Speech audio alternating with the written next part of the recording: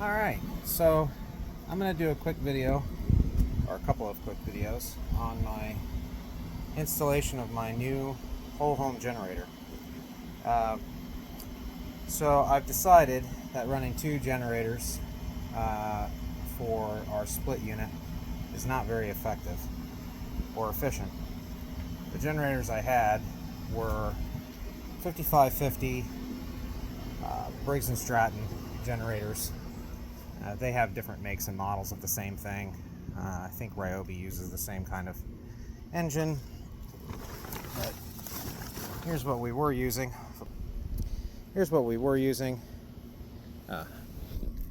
It's a 10 horse Briggs & Stratton. That's a Troy built 5550 watt generator, and it can peak up to 8,550, but that's obviously not the running watts. It can just surge up to that, but then quickly has to come back down. So the problem with this is these generators, they have an onboard fuel tank, which is great. However, filling these up in the middle of the night during a hurricane sucks. They only have one 30 amp receptacle, and then you have a couple of standard 120 volt outlets.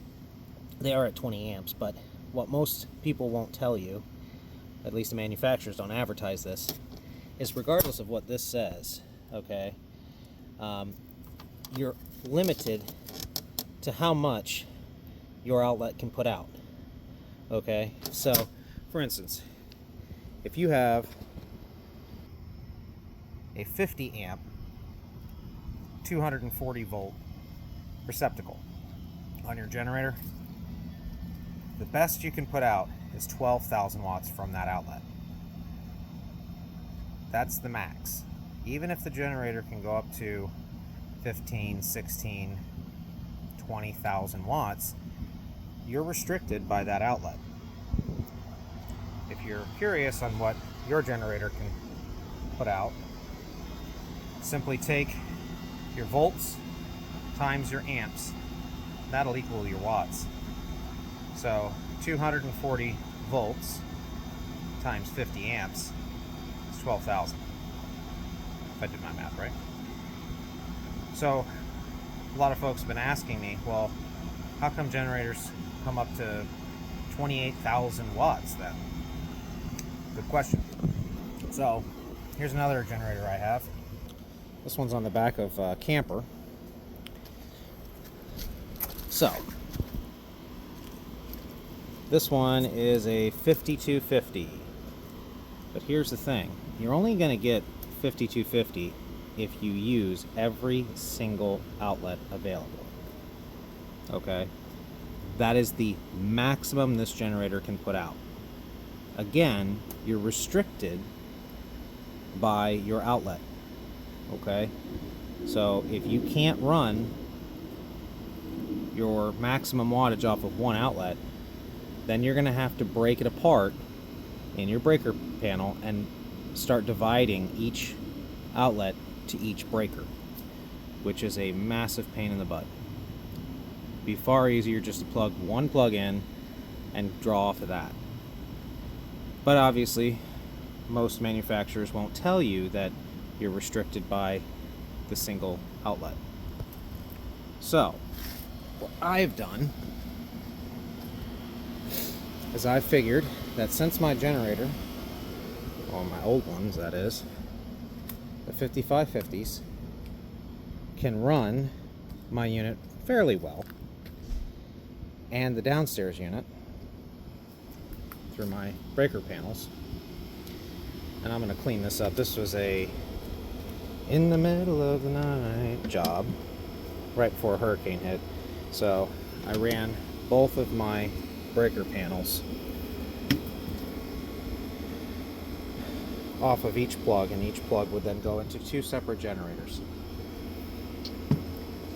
And again, that would require two generators running at the same time, very loud, and yes, they have an onboard gas tank, but you have to fill it up every 10 hours.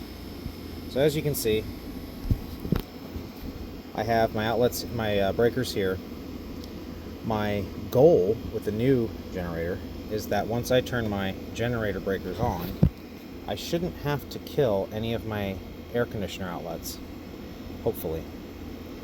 Now, I've done the math, and I believe that I should be around 8,000 watts.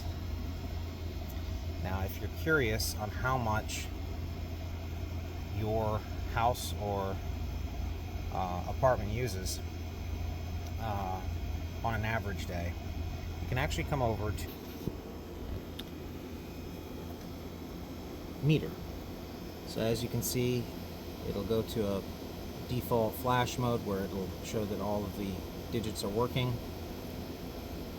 Alright, now see right there it says 6840 kilowatts, and that's the kW right down there.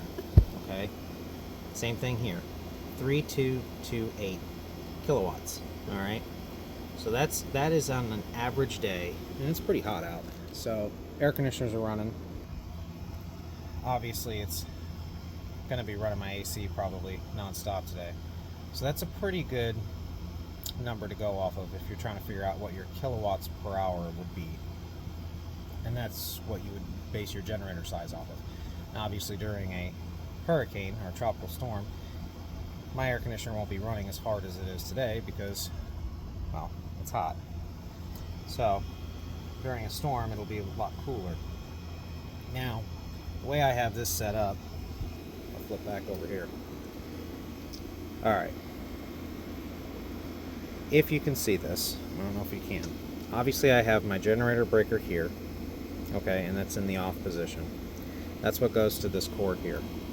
Alright, yes, I know, I'm sure there's going to be someone who says, oh my god, that's dangerous, what happens if you flip that on? Well, then that outlet down there becomes hot, and then you can have fun by touching the spicy ends here, and yes, you will get electrocuted. However, I don't intend on being an idiot when I'm turning this on, so I leave that in the off position. So when I lose power from the city, I'll kill my main, turn that to the off position. That will stay in the off position, and then I will turn this breaker on, which will then feed the power through this breaker into my whole panel. Now, yes, it would have been ideal to have this moved up to here and then have an interlock system put on to where I can't make the mistake of turning both on at the same time. But there's not a lot of wires in this, not a lot of room in this breaker panel behind this cover, and I didn't have a lot of room to move this around too much, so maybe later I'll extend it and move it up and do the interlock system, but for right now this works just fine. Plus, with the way the housing market's going, with all of these new homes going up, they're probably going to wind up bulldozing this house when I sell it anyway, so whatever. Anyways, same thing on this one. This is my other breaker panel. This one I did have a little bit more room in. So right here I have my generator outlet, breaker. It's in the off position. I have a few extra spares here. Same thing, lose power from the city, Duke Energy, turn this off, turn this on, and then turn the generator on. Alright, so how am I going to run two separate breaker panels off of one generator? Clearly I had to run two generators. Well, I decided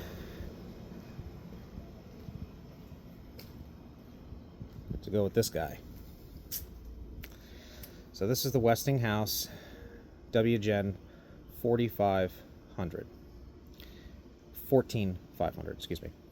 So this runs on both gasoline, propane, and natural gas. Now I do have natural gas, and I'll have to pipe that down from my meter, but that will prevent me from having to go out in the middle of the night and filling up my dual generators with fuel.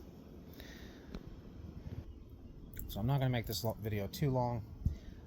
I'm going to be placing the generator on the side of the house, close to where I can get to the natural gas lines, and close enough to where I can run my power cord to the breaker panels. So what I've decided to do, let's zoom out a little bit. All right, so this is a concrete pad that we've poured. This is what I'm going to mount the generator to. So I'm going to put the generator here. I'm going to have the outlets facing inwards, so the exhaust gases go out. And I'm going to tie in to my natural gas line. I don't know if you can actually see it. Let's see if I can zoom in. So it's that line right there. Okay. So I'm going to bring the natural gas line over here, down to here somewhere. And that way I can feed my generator the natural gas. That should keep it during any storm for as long as it needs. I think last time we had our generators running for about a week and a half. So we had to make a Mad Max run out to Lakeland to go get gasoline. Final destination style, of course, on a Harbor Freight trailer with about 14 gas cans, bungee corded and zip tied to the trailer. It's a miracle I didn't blow up, but no more of that. I'm going to put an outlet, one single outlet. Generator will plug into here. I'm going to run my power line around, over to my breaker panels. And those are where the breaker panels are. So I'm going to have one line feeding both panels at the same time. So yeah, that's my project for today. So I will do some more videos of me installing the generator and how I wire it up, and maybe you guys can do the same thing at your house if this helps. All right, see ya.